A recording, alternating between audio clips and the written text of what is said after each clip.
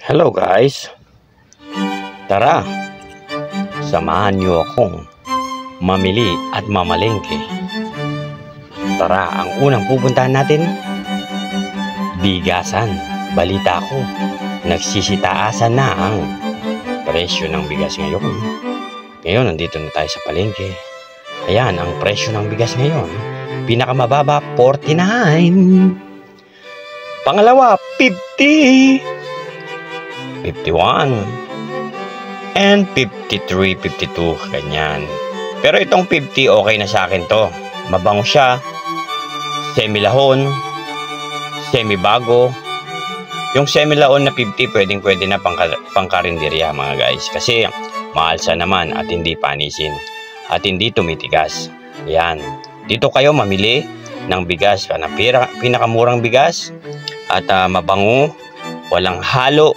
Kung ano yung bigas na naka-indicate sa kanyang presyo or tag, ganon.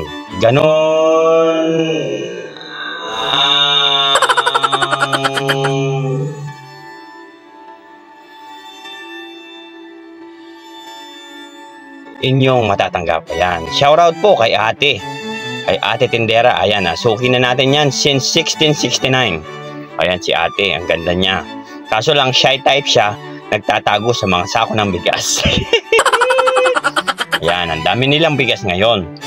Hindi dati, nagkakaubusan. Ngayon, medyo marami na. Kaso lang talaga, medyo mapapaiyak ka sa presyo. Pero okay lang, ganyan talaga ang buhay. Kailangan nating magtiis at tanggapin.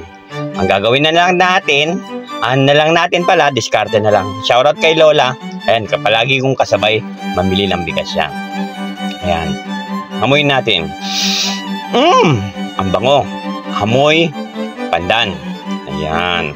Nakabili pala ako ng 5 kilo lang. Siyempre, tipid-tipid muna para ma-budget naman natin yung ating puunan sa ating karinderya. Shoutout po sa lahat ng sumusuporta at susuporta pa. Huwag lang kalimutan mag-like and share at mag-comment na rin. Bye-bye! Hanggang dito na lang.